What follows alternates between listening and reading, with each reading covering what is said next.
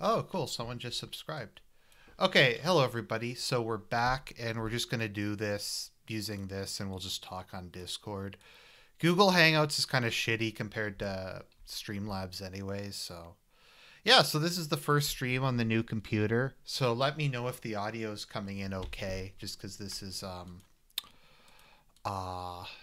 it. So, okay. So let's start. This is the most like incoherent thing I've ever heard. What is propertarianism? Let me know if the audio balance is okay. What is propertarianism? Propertarianism consists of a collection of ideas. The core insight in that collection of ideas consists in the completion of the scientific method. The remaining body of work consists of the application of that scientific method to the full scope of human disciplines, and that is propertarianism. Wait, what the fuck was that? Okay, let's go back. Okay, so people are saying video's too quiet. Let me know if this is too loud. Okay, let's listen to this again. What is propertarianism? Propertarianism consists of a collection of ideas. The core insight in that collection of ideas consists in the completion of the scientific method. The remaining body of work consists of the application of that scientific method to the full scope of human disciplines, and that is propertarianism. Hi, I'm Kurt Doolittle. Did anybody follow that? By the way, is the audio okay? And if so, like, could anyone follow like what the fuck he was talking about? Like that was maybe the most incoherent thing I've ever heard. Now, I wanted to try. And I know my videos look like shit, but look at that. Look how bad this is. I have this on oh, okay, there is 720. Okay, it still looks like shit. Look at how bad that, like, is this green screened in? Try to explain for the person who hasn't been a follower, what is propertarianism? Well, and it's quite hard because by contrast, if I was trying to explain to you the consequences of the Darwinian revolution prior to Darwin, or I was trying to explain to you empiricism prior to the evolution of empiricism, or reason prior to development of reason, or, you would have a hard time understanding this new thing. And I don't think it's quite that hard to understand, but you're just not big-brained enough to understand propertarianism. You just don't. Like, you don't get it. You're not Kurt Doolittle. But of course, I'm a practitioner, so maybe he's a practitioner. Okay. Maybe it would be maybe it's more obvious to me, but really, it's more obvious to me. Maybe it's just late at night. But the reason it's somewhat difficult is propertarianism corresponds to a collection of ideas, a really big collection of ideas. And that collection of ideas is on the scale. Okay, I'm going to spare you all this farce. We'll get through this, but my understanding from what I've been able to read is propertarianism is the belief that property applies to more than just physical objects. So it's basically taking a bunch of other stuff. So okay, let's continue. Of each previous revolution in our thought. So I can compare it to the 19th century scientific revolution, which we'll talk about as Maxwell, Darwin, Pareto, Spencer, Menger, and then later in the 20th century, Hayek, possibly Popper in there as well. It could also compare it easily to the development of Marxism and later the Frankfurt. You hear this, guys? Kurt Doolittle is the new scientific revolution. Propertarianism is going to be as big as the scientific revolution. School, the pseudo-scientific counter-enlightenment.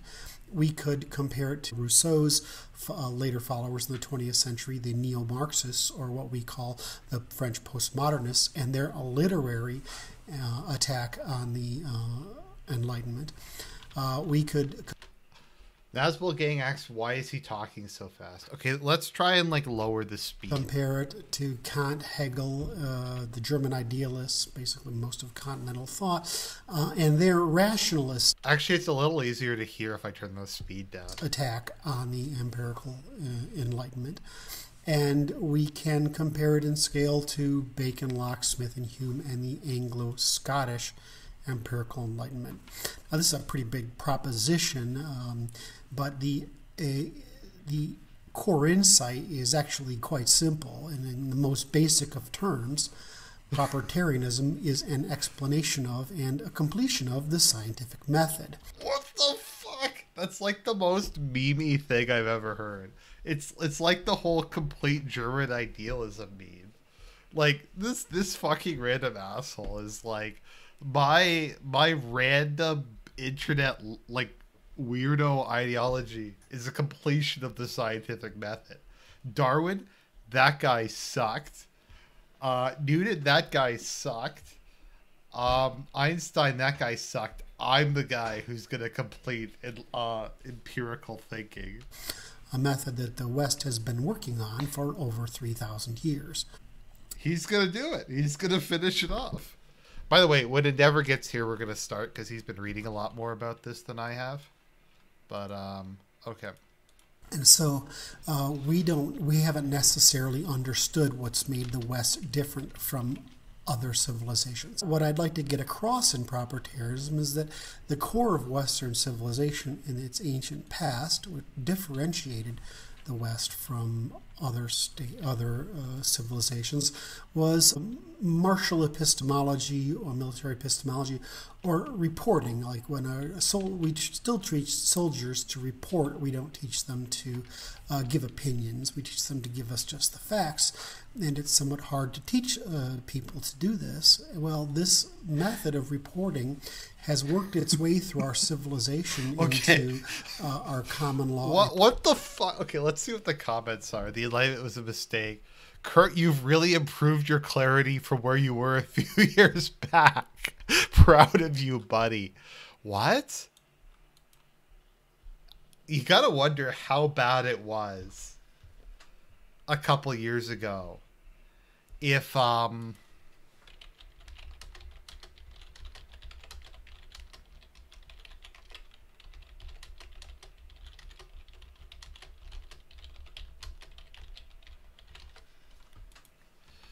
so like, okay, so how bad could this have been like years ago?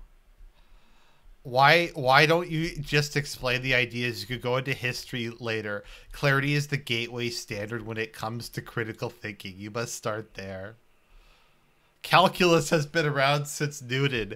Can you explain it to a common person without experience with it? What about Darwin's theory of evolution? Yes, you can.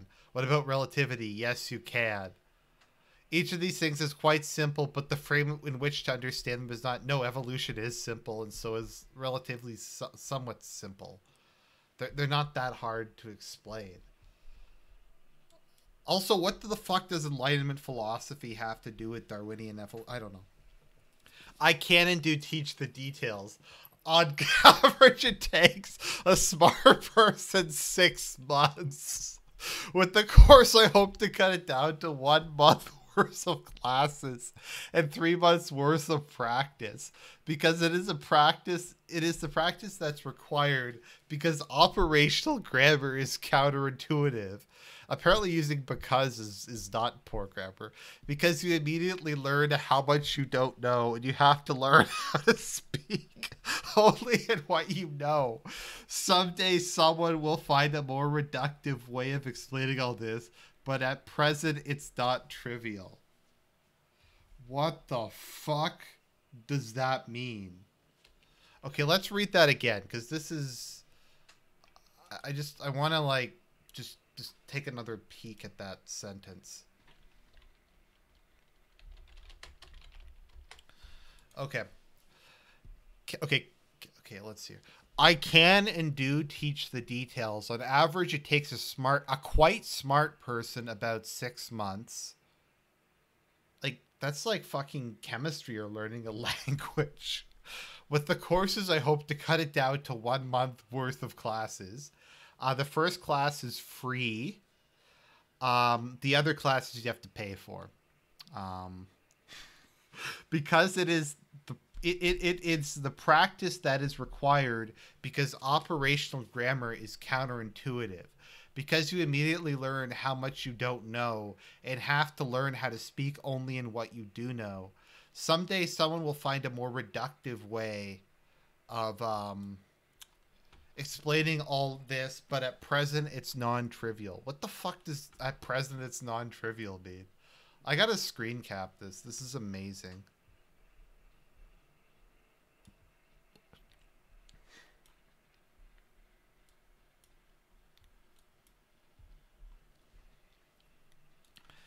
I mean, take a course in programming. How long before you actually understand what you're doing? 6 months, a year, 2 years? Evidence is that it takes a pretty smart person to complete an entire application of his own design from start to finish over a period of 1 to 2 years before they understand. Until then, it's imitation and substitution. Propertarianism is using the grammar of programming to write about social science. We call this algorithmic law. Like, oh, okay, sorry, 1 second. Just Endeavor's calling in. Hello? Oh, hey, man. Sorry, I just had my thing muted.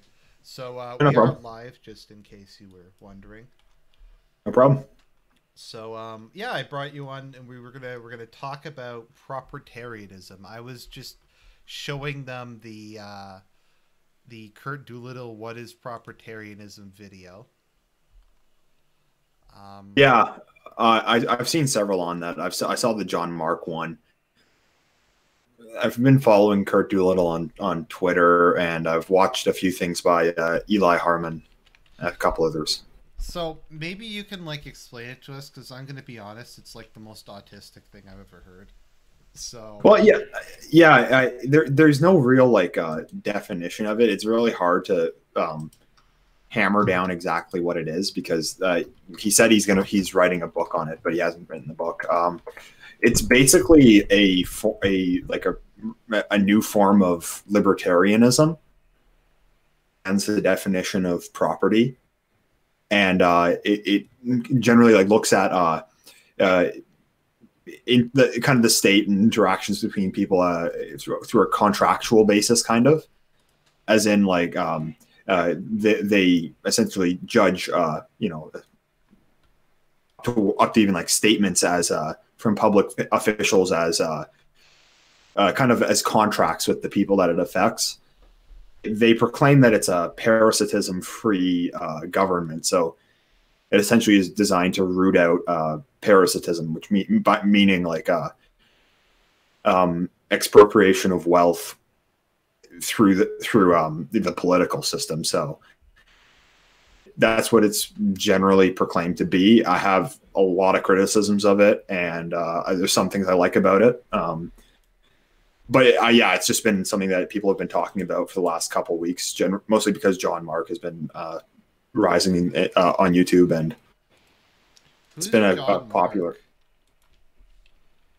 Know who that is? No, I don't actually really follow that many political people on YouTube. I mean, he was the one that I found Propertarianism from. He started a channel only about 2 months ago or something, but he's already over 30,000. Yeah. So he's taken off pretty rapidly, and he's had a lot of really good videos, but then I have not liked that much, but we can get into that. Right.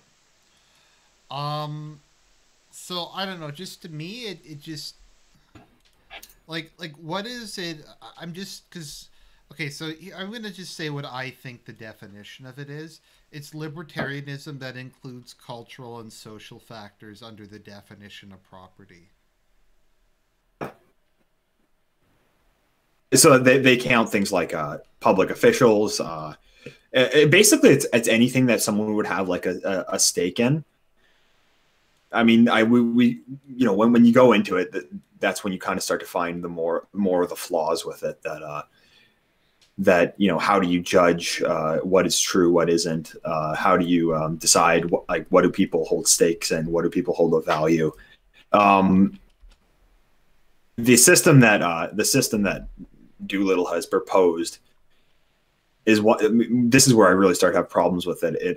He says that it would be illegal for public officials to lie, and that if people on the lies then and were harmed by them and they lost you know, something of value, they could sue the public official. Now, I mean, you know, it would be good. I mean, I can understand why he'd want to weed out lying, but the problem is, like, who decides what is true and what isn't? Well, politicians have to be able to lie, if for foreign affairs reasons, if nothing else. Like, yeah, I mean, go ahead. No, like they have to be able to deceive people. Like, and I say this completely unironically. Like, if you're going to be like if you're negotiating with another country, like bluffing and stuff is part of that. Yeah. I think that what it's designed for is trying to prevent people from suffering losses based on false information. So, for instance, if someone said, like, if a politician, like, promised something but it was untrue, then people that suffered a loss because of that could sue that individual. But then this is where the problems emerge. It's like, well, who's deciding what is true and on what basis? And like, the thing is that he wants judges to be able to do this. The problem is that I've proposed to a lot of propertarians that they haven't really been able to answer, is that it has to be based on first principles of some kind. Like, you have to have certain assumptions that you just believe to be true. About the fact that judges are shitlibs who have passed. I know that's the problem. It's that all the judges today would be saying that, you know, what right wingers are saying is incorrect. So you'd have to stack your bench with judges that were ideologically aligned with you. I mean, you can't just say that, like, you know, my beliefs are based on objective fact. Well, like, but his beliefs complete German idealism. Well, I mean, it's a meme. But he's talked about how he completes scientific something or other. He completes the scientific theory. This is one thing that is really frustrating for me, is people who claim that their beliefs are science. That's something that really annoys me a lot. Like, even it's from the right, the left, whoever. When people say that my ideology is scientific, like, for example, I'm not going to say the person, but there was basically one guy he was saying, like, for 3-4 years, he was, like, yelling that how scientific his beliefs were, and that everyone who was against him was an idiot. And then he basically just one day flipped on a dime, and now he thinks that everyone who held his previous beliefs was an idiot. And if they didn't flip on a dime with him, now his new ideology is science. His old one wasn't science. You know, it's. And his that really annoys me. Happen to be the primary estimate, would it? Right? No, I'm just using a nickname. Obviously, you're referring to Ryan Falk. I was. There's literally no one else it could be. But yeah, it is a common issue. And I mean, the thing is, like, I think all of us, particularly in these circles, want to try to make our beliefs empirical, like, based on observation. But it's kind of sometimes hard to differentiate between that and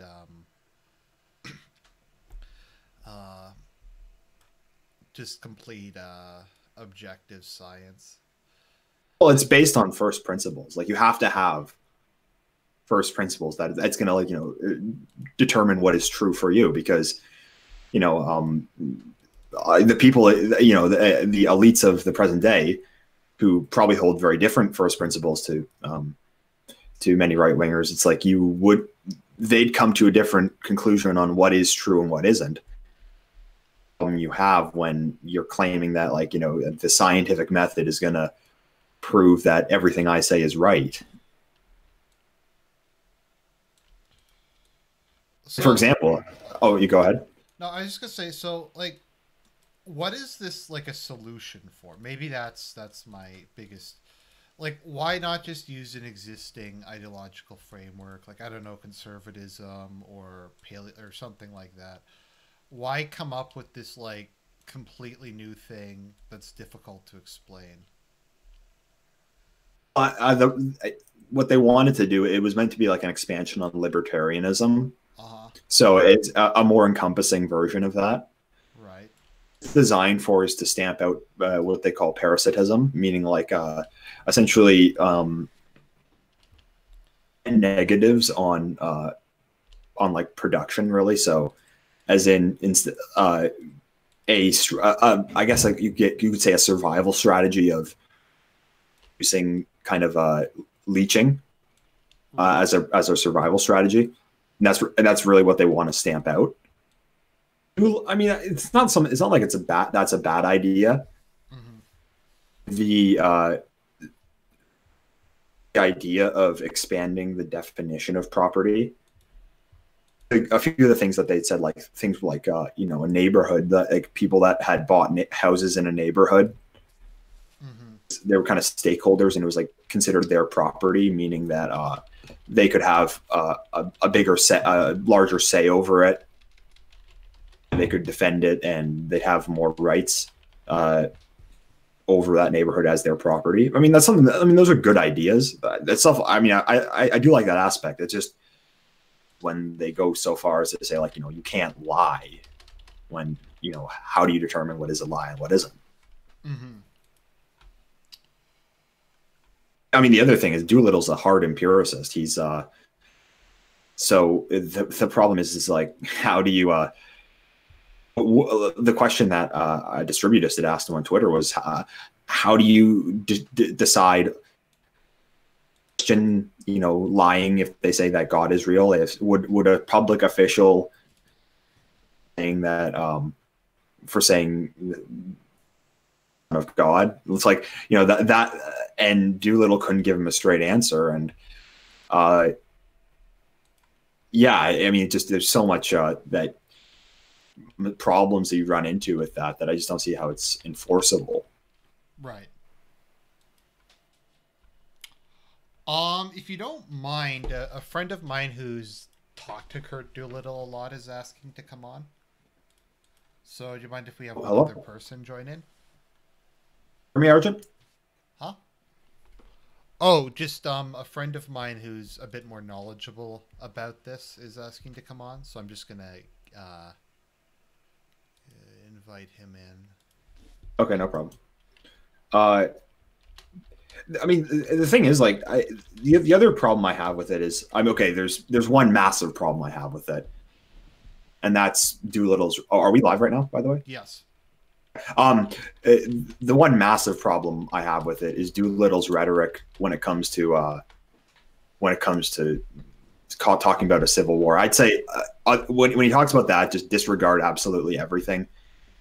Just reckless. But the other problem is, it's like they seem to think of it as like this perfect system, this one trick that's going to solve the problems. Like, look, I mean, like, some of them are good ideas, but it's like, you know, trick that's going to, you know, create a so-called parasite-free form of government. There's no perfect system that you can just implement and that's going to solve all the problems. It's you have to take into account like the human aspect with it, and that's where I really start.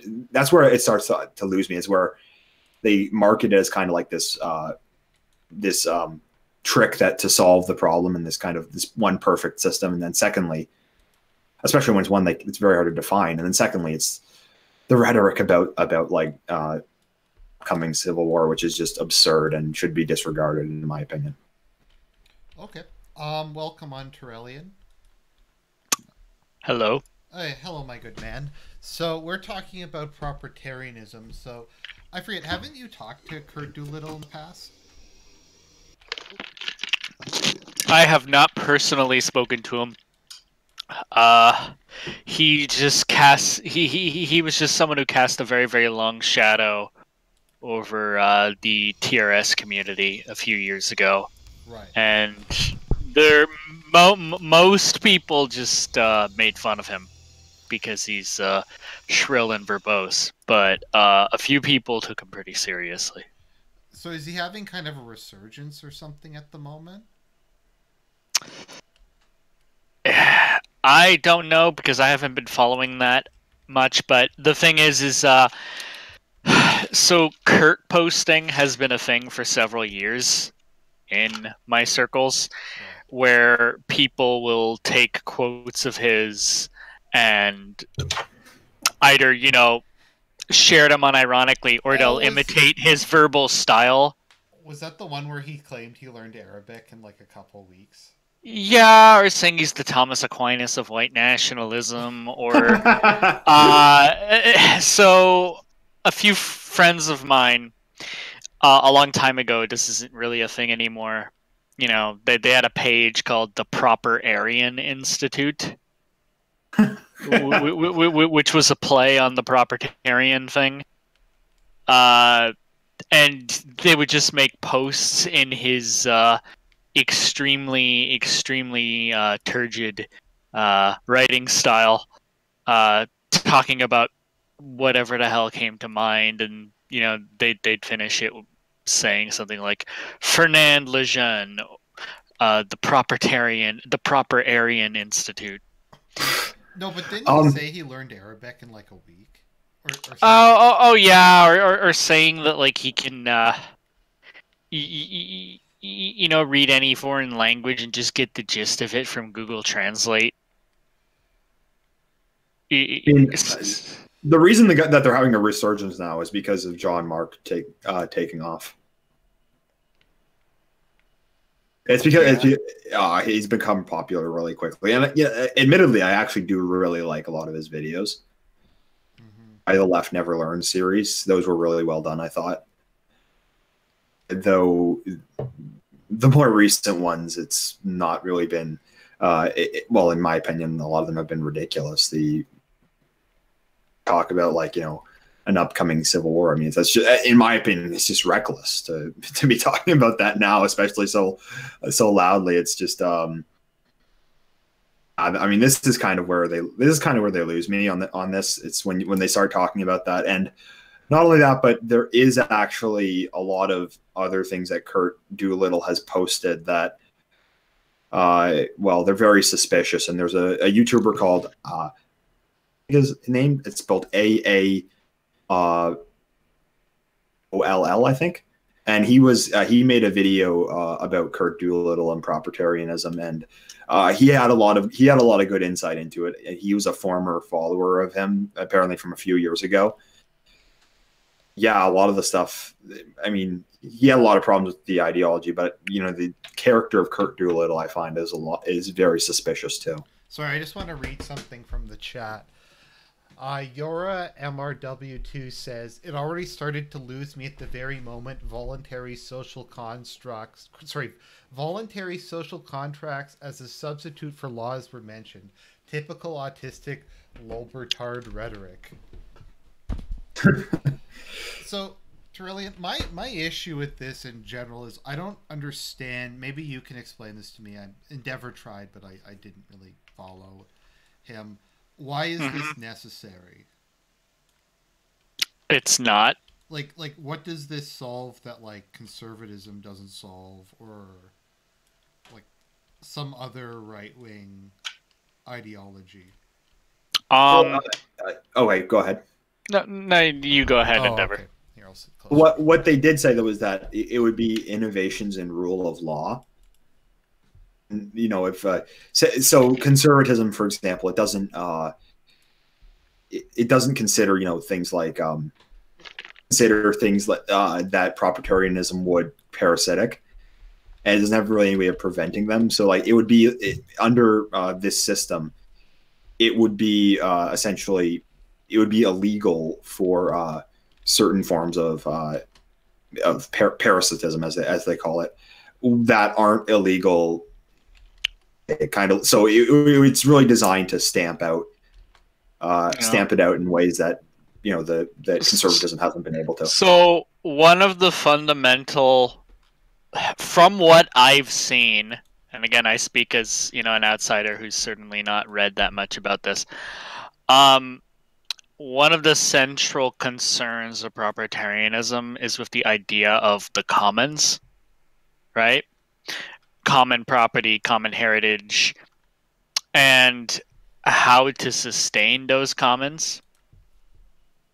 And of course, just to give a quick rundown for those who don't know, the tragedy of the commons is the idea that with common property, everyone will use, because there's free access to it, everyone will use it as much as possible to the point where it gets wasted, and no one will try to maintain it. Everyone wants to use it before someone else does, and no one wants to maintain it because then someone else can use what's been invested into it. And propertarianism is deeply concerned with what can be understood as a commons and how you can break the tragedy of the commons through things like, high trust society, devotion to truth telling, all sorts of ways to break the prisoner's dilemma at the heart of the tragedy of the commons. For people in the chat, I tried putting on a gain filter, so let me know if I'm a little louder now.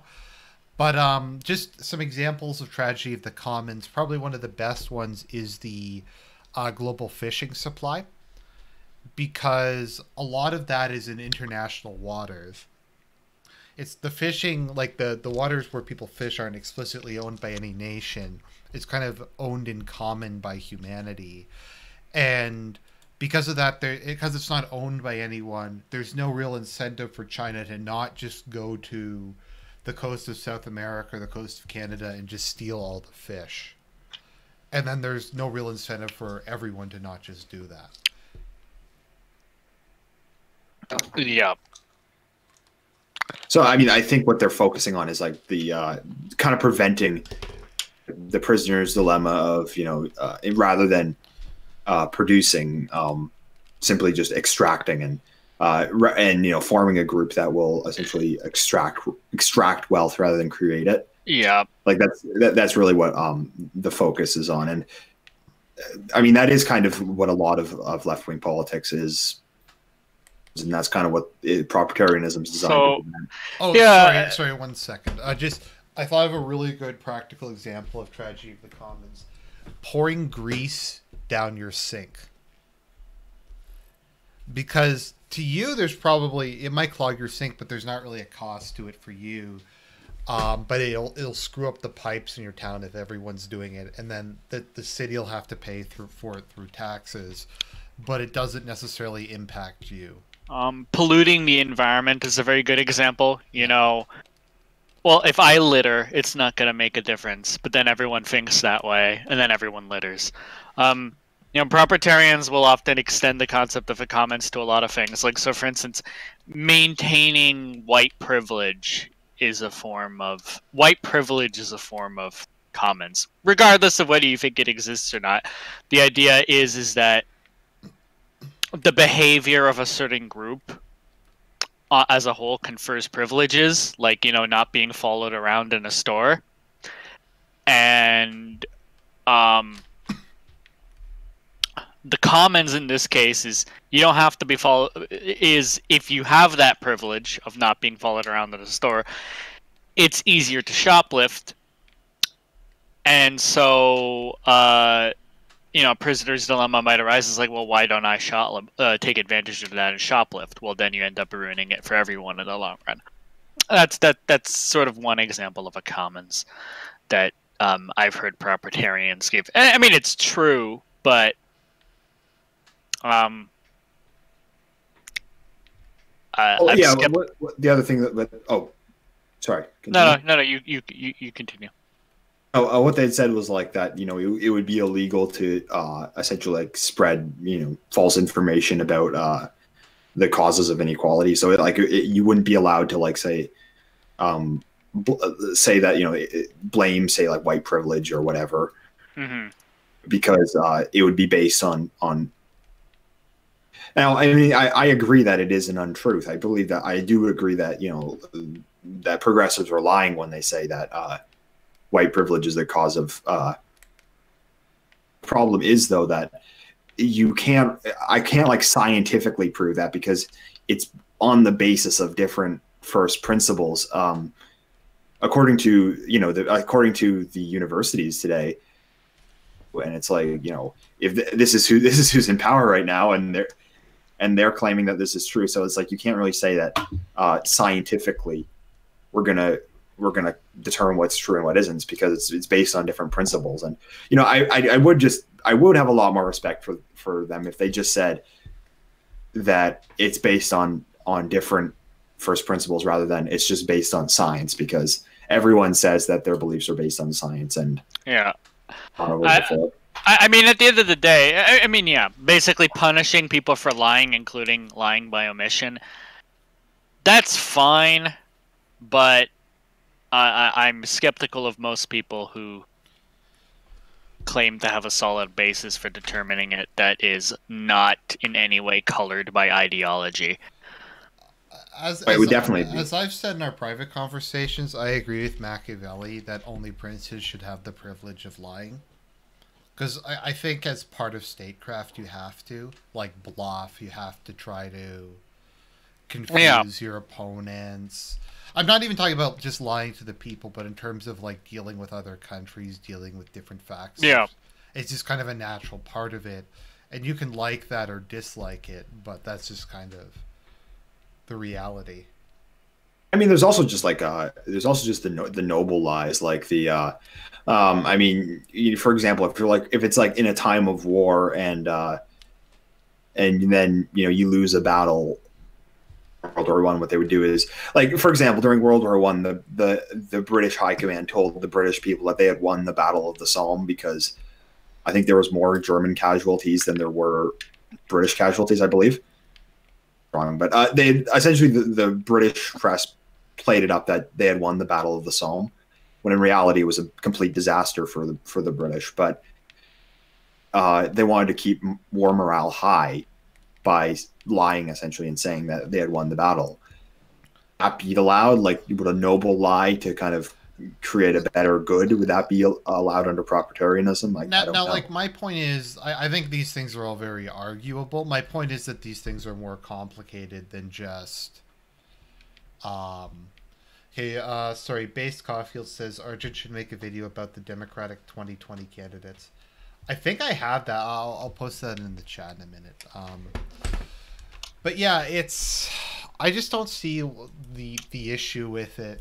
So, like, what is it the most related to? Like just right libertarianism, or is it related to traditionalism or distributism? Yeah, it's basically I would say it's probably closest to an alt-right that is still grounded in post-libertarianism. Okay. It's somewhat similar to Hans Hermann Hoppe. Yeah. Because it reminds me a little bit of the Based Caulfield. That's the video I did with Nazbol Gang where we talked about the election candidates. But it reminds me a lot of kind of like the more technical minded stuff in the Dark Enlightenment. Like I liked aspects of it, but I just really don't like. I don't know how you describe it. How would you describe that type of writing, like that Moldbug does, or like that Nick Land? Turgid. Turgid? Yes. What does that mean? It means very, very swollen and unreadable.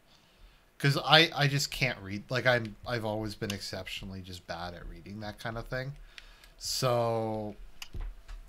Like when I try to read something or listen to Kurt Doolittle, I he is notorious. He is a notoriously bad writer. He's also. Is it all right if I just make a note about his character? Sure, go ahead. I don't care. He's one of the most insufferable people ever. and he will just spurg out at people with these massive walls of text when you disagree with him. Has he had fights with Earl of Grey? Oh yeah. Like Earl of Grey has posted about how the importance of Christianity, and then Doolittle will like make a massive wall of text about how Christianity is the worst thing ever and needs to be abolished. Does he go back and forth on his religion? So he has often said that he is a Catholic. Mm-hmm. But as you and I both know, that is not a very meaningful designation. Right.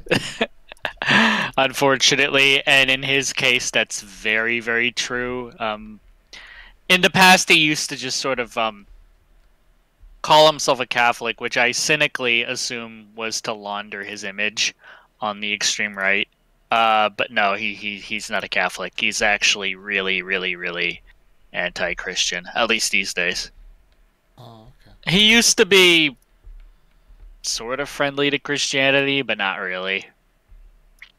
It's funny that I think that Distributus had pointed this out on Twitter, was that Doolittle's expecting Red America to rally behind him when he wants to essentially ban from being taught. I mean, this is where it kind of just gets ridiculous. It's that if he's just this like hard empiricist, how does he reconcile that with what he claims is going to bring about what he claims is going to be the grassroots of his so-called movement? I mean, this is where it's just this is where it kind of just gets ridiculous for me. How fucking delusional is this dude that he thinks he has a movement? How fucking delusional does he think? Well, I mean, this guy is a 5'5" fat ass who thinks he's a Chad. No, like I don't pretend I have a movement. I mean, if you're part of a larger movement, like if you want to say like right-wing populism is a movement, and that I'm a right-wing populist, and so like people are rising up in the broader sense. Okay, that makes sense. Or like when you want to talk about like white America or something, but this isn't like a broad swathe of right-wing ideas. This is like the most like ultra specific. I don't know if I'm making any sense. Like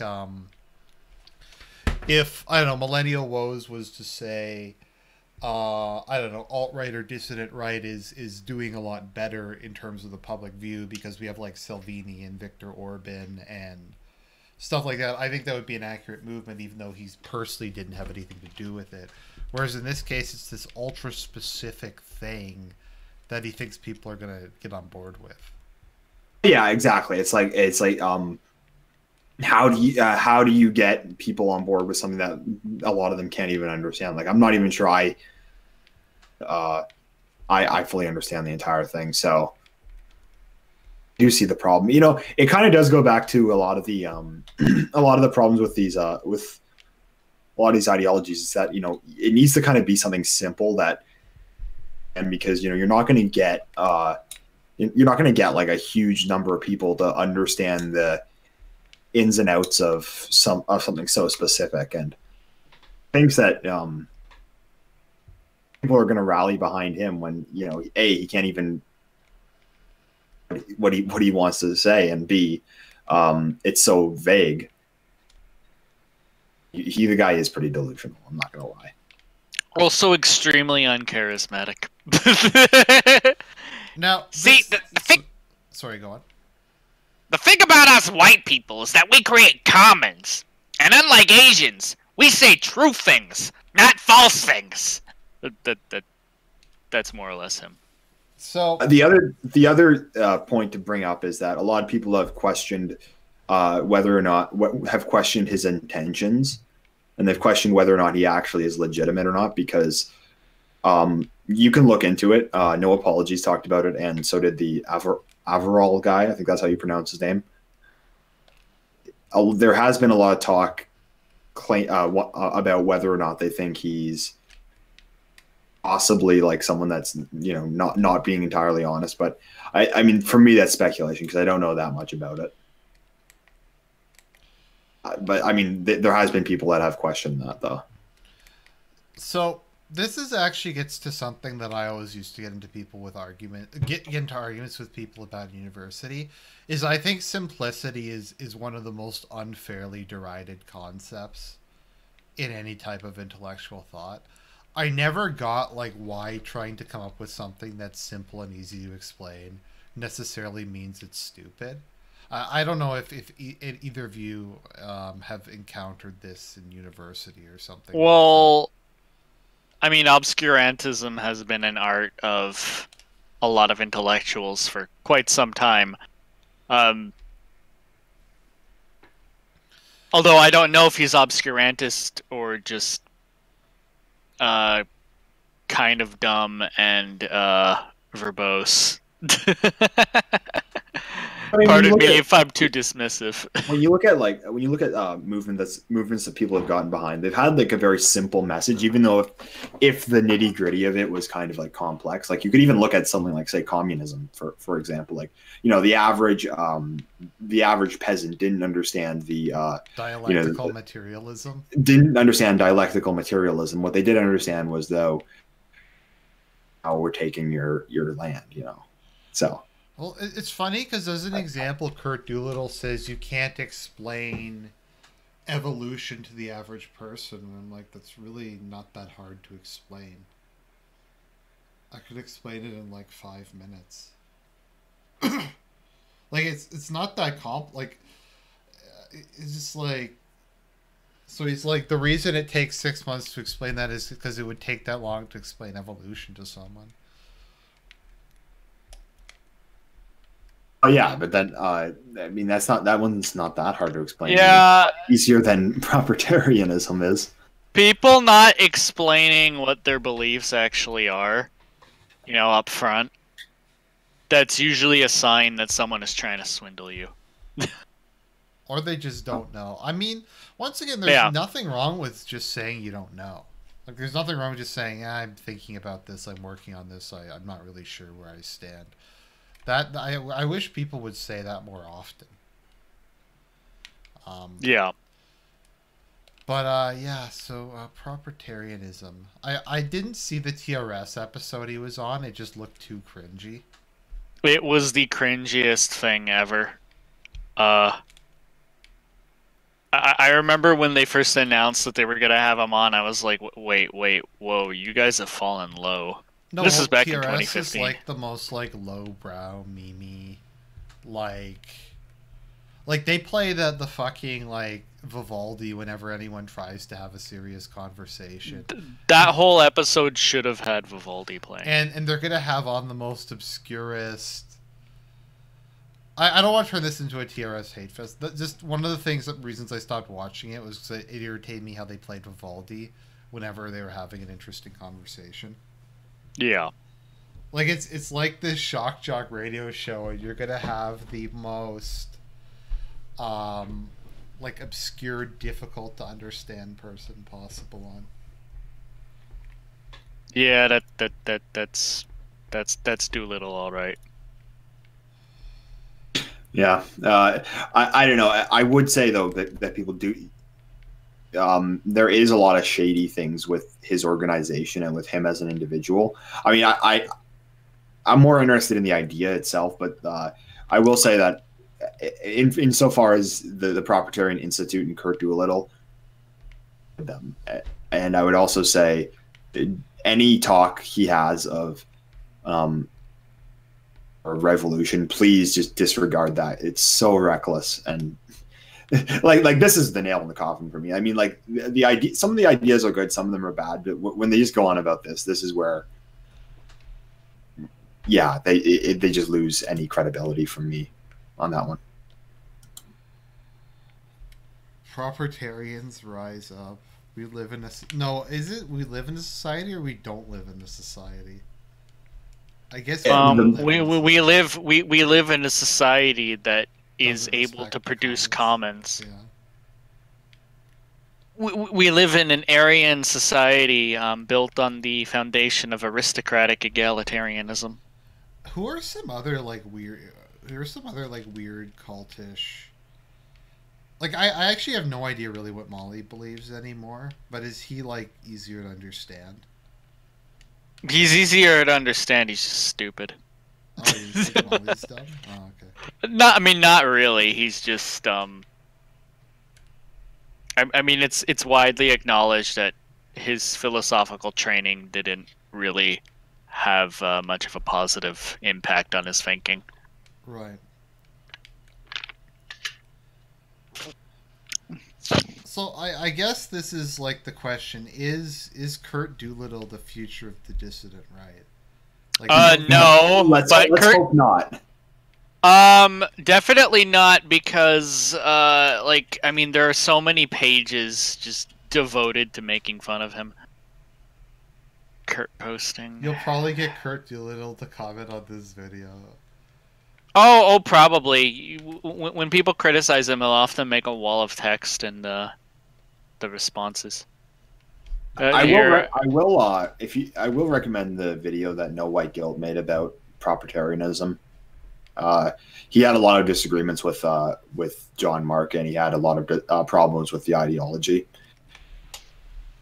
And I've never even been a huge fan of the guy, but I thought he really hit the nail on the head, basically calling it out as both kind of reckless and also like utopian, as in that they claim it's this kind of parasite-free government. And yeah, I mean, I'd probably say that you know, there's some interesting ideas on it, but there's a lot of bad ones. And oh yeah, sorry, just before we forget, so you had said you wanted to talk a bit about propertarianism, and you've been reading a lot of Enlightenment philosophy lately. Oh yeah, I have, because a lot of it's constitutionalism, which is obviously very similar to John Locke. I read him lately. The other guy I read recently was John Stuart Mill. The problem with because I ran into the same problem with when I read John Stuart Mill. It's that they have this belief that, like, you know, through free dialogue, you're going to come to the best conclusion, and it's going to be scientific, and you know, by hearing the correct arguments, you know, the people are going to come to the right answer. And it's just the same naive kind of like you know, we're going to have the best decisions possible if we just have this one system in place. And a lot of the same problems kind of reemerge with that, I find. Well, it has the same. Okay. Oh, sorry. Is it alright if I quote Kurt Doolittle real quick? Sure, go ahead. What? Your ass still hurt from the last ground glass dildo I used to intellectually humiliate you? Not that I remember. Did he say that? Yeah. Yeah, this is like, so if you think that he's the future of the dissident right, maybe he's the future of the dissident right as a farce rather than as a tragedy. But no, I wasn't thinking about Kurt Doolittle. I lost my. I'd say the other another criticism though is that, like, I think that a lot of the problems are from, like, this hard empiricism. I think a lot of problems of the modern world are because of this idea that we can just scientifically come to the best answer. We just need to, you know, look at the evidence. We just need to, you know, plan out the world on a spreadsheet. And I find like that's like the root cause of a lot of the world's problems. In that, you know, we have to constantly just break everything down. We have to constantly, you know, just tear everything apart. And I mean, this is kind of my problem with people like John Stuart Mill. And, you know, this stuff is kind of echoed with Kurt Doolittle. Like, you know, I don't think that we can scientifically solve the problem, you know, the problems of, you know, parasitism, or the problems of left-wing politics or something. I don't think that we can, like, scientifically prove how to eliminate that, because I just find that, like, you know, people don't act that way. People don't necessarily follow the evidence when it's shown to them. Kind of like what I said earlier, that they'll make a decision based usually on first principles rather than any kind of, like, hard argument. Okay, here we go. This is going to be an epic Argent quote. The basis of all bad political ideologies is the assumption that everyone is a middle-class heterosexual white male. Ha! Which is no, but like let's think about this. That's I'm being facetious, but that is the basis of liberalism, isn't it? Like in libertarianism. Oh, absolutely, yeah. Like libertarianism is entirely like if you look at the people who are involved. There's a couple gays, I guess, but it's almost entirely middle to upper middle class white males who have a lot of agency, who don't understand that there's other people in the world. It's the same thing with like when we're talking about like what you're just saying about reason, and you're able to explain. They're assuming like, particularly a male of a certain IQ level who has had a similar experience to them, and that's just not how the mass of society is. To their credit, Propertarianism, they do take that into consideration. Like they do acknowledge that essentially there is a huge difference between the average first world European versus someone from the third world. And like they at least take that into consideration. I was more talking about Enlightenment liberalism, but yeah, absolutely. So sorry if you'll forgive just a cringy meme. Have you even read Locke? I have, and I one of the things I learned from it was that Sargon hasn't read it. Yeah. Didn't Locke say that like Catholics shouldn't be allowed to hold any position in government? They shouldn't, like, he believed it should be an illegal religion, basically. And is not only that, but illegal? The entire first book of Locke is entirely based on the book of Genesis. Like, Yeah. it's about how Adam had dominion over his posterity, and essentially how legitimate. The entire first book is him like undermining the idea of divine right of kings. Yeah, Robert Filmer. He's arguing against Robert Filmer. And the thing is, like, the skeptics claim that he's their ideologue. Yeah, these anti-theists claim that he's their thought leader. It's just there's no way that any of like Sargon or King Crocoduck or any of these guys have ever read. I read the entire second treatises of civil government. There were some things I liked and some things I didn't like. Way that these guys have actually read it. I just think they're being dishonest when they say they have, because the book is a religious book. It's deeply grounded in, I believe, like Socinian Christianity. Probably like the liberal non-Trinitarian Christianity of his day, I've been told. Right. I think that I liked a lot of his ideas. I do like the idea of life, liberty, property. I think it's a good ideal to have, but I think that the problem is that he believes that like people in nature are good, and that like they're gonna eventually come to that conclusion. Essentially, like you would need to, what's it called? Tabula rasa, the blank slate. It was part of Locke that, and that, I mean, that's one that I just can't, I can't get behind, because, we're good in nature. And I think that a lot of the problems that we face today are the result of people thinking that, everyone is the blank slate, everyone's good in nature, and that, you just got to give people the right education. It's like, yeah, no. So, I mean, that's my biggest problem with Locke. And once again, like, there's people who take it too far and just hate the idea of public education, etc. It's, I don't know. I guess in part it's just what a lot of this comes down to is there aren't easy answers to a lot of these questions, and it's just, you have to try to come up with a pragmatic but effective way of looking at the world. But no, like so I'm just curious. So how do you feel like I know this is a broad question, but about like the Enlightenment stuff you've read overall, like was it as bad as you thought it would be? Was it more sympathetic than you thought it would be? I thought that Locke had some things I liked, some things I didn't. John Stuart Mill I thought was just trash.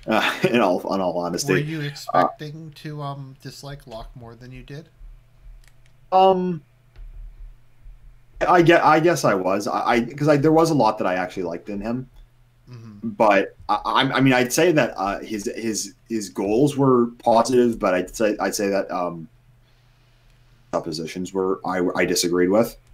I mean, the other big one I disagreed with him on was the consent of the ruled. I don't think that sense. I certainly don't think that democracy provides that. But I mean, I did like a lot of the things he said, but I didn't. So far, I On Liberty by John Stuart Mill, I didn't like it at all. It was like watching listening to a 5-hour Dave Rubin video. Terrellian, would you say Locke never would have supported female suffrage? I mean, it's hard to predict how people would act if they were born today. I don't know enough about Locke. And I don't want to be a sued. Okay. I mean, I think that probably not. The thing with that you have to keep in mind, though, that when Locke wrote it, it was designed for a Christian European state. Mm-hmm. So it was designed to have Christian morality. Impose that onto a secular modern context and expect it to work the way that he thought it would. That's where classical liberals types, that's where they really fail. So they don't understand that it was a system designed to work in Protestant England in the 17th century. Yes. It wasn't designed for 21st century America, Canada, It was designed in the aftermath of the 30 Years' War, where they're like, okay, so maybe we should stop killing one another over religion and just focus on the fundamentals of Christianity. And then some people decided to universalize the principles that were produced out of that consensus to other religions in general. Mm-hmm. And that was really dumb. And gay. Then I think that Mill, though, pretty much completely uproots the very foundations of it. And I think that his is very, very kind of view Mill as his kind of belief system is one that's really is causing a lot of problems, and basically all the criticisms you'd have of someone like the types today. Basically, I find a lot of that can be traced back to Mill. There's just a lot wrong with them. So I forget. Did you read any Rousseau? I've read a bit. I've read some of him before. I haven't liked him. I haven't finished the book yet, though. Actually, the class I did the worst at in university was political philosophy. I got a D in it. That said, Rousseau is kind of shit, but he's not as bad as his reputation suggests. You mean ideologically or as a human being? Ideologically. As a human being, he was complete trash, and he's probably in hell. But ideologically, he's not as much of a faggot as he comes across, as his reputation suggests. He was a big faggot, but he wasn't a giant faggot, basically. Yeah, but, his views on the state of nature, like he doesn't believe, for instance, that we can go back to the state of nature. Oh, okay. I thought he did. No, he believes that what we can do is we can try and create a republic that replicates some of the good aspects of it. Okay, well, that's a lot saner. Yeah, also, another thing that... And sorry for interrupting you. Another thing is, Rousseau doesn't... He thinks that what happened to the state of nature is that basically a combination of population growth and natural disasters forced people to abandon being hunter-gatherers and the like, and that's what took away that state of abundance. he doesn't think it was some horrific original sin. He just thinks it was just like a natural process that was unfortunate, and that ideally we'll find a way to. I mean, the real big problem I have, the real big problem I have is is with the idea that the state of nature really was one that was something that was good. I mean, the problem is that like he seems to want to justify essentially tearing down as much structure as possible, and that's what's going to make people good. It's that, like, you know, the institutions around them is what makes people bad, and if we tear that down, they become more free. And I think it's the complete opposite. I think people in nature are essentially horrible. It's structure and morality around them that makes them productive. And yeah, I mean, that's my biggest problem with Rousseau. Well, this isn't a thing with is, you know what, I think we found horseshoe theory, because this is something like some rad trads have, like like anarcho-primitivism and like forms of distributism. Yeah, like the noble set, like people were good before like modernity, which is basically the same thing as civilization. To an extent, yes. Anti-Troll in the comments says, I never understood the noble savage idea. Before civilization, people were just as selfish and evil. More so. Well, it's true that as post-agricultural revolution, crime rates did massively fall. Yes. Like, crime rates are much lower now than they were like 3 or 4 also years infanticide rates fell quite a bit. The rate of infanticide in primitive societies was so high it would probably terrify most people. Like poverty does cause crime, but how we define poverty today would be richer than like the extremely wealthy in a lot of previous eras. Like like being able to eat this is meat every day, for instance. I mean, my pretty much fundamental problem with Enlightenment thinking is that it's the idea that, like, you know, the world that they were in the 17th, 18th century, it's that, you know, that was the result of, like, you know, some kind of backward thinking, and that they could essentially by through like reason and by like finding a better way of doing it. When I think that the reality is that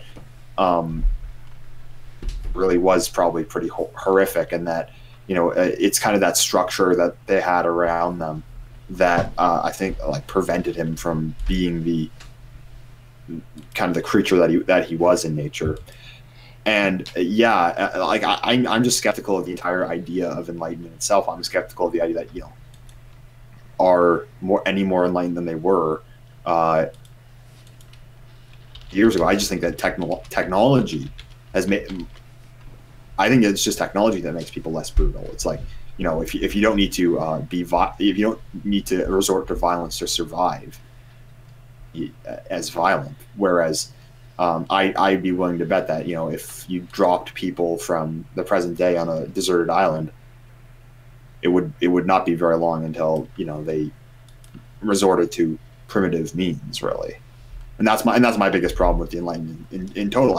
I deny that, you know, I'm enlightened, really.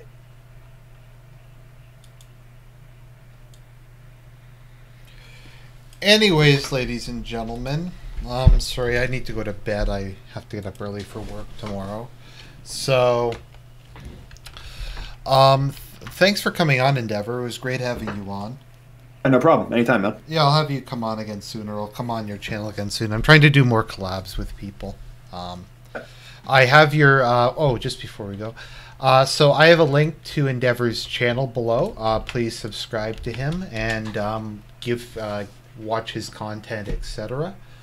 So I post a link in the chat, and there's also one below. Thank you, Trillian, for coming on. I appreciate it. Yes. And have a good evening, everybody. And, well, I guess a good night. And I'll see you all soon.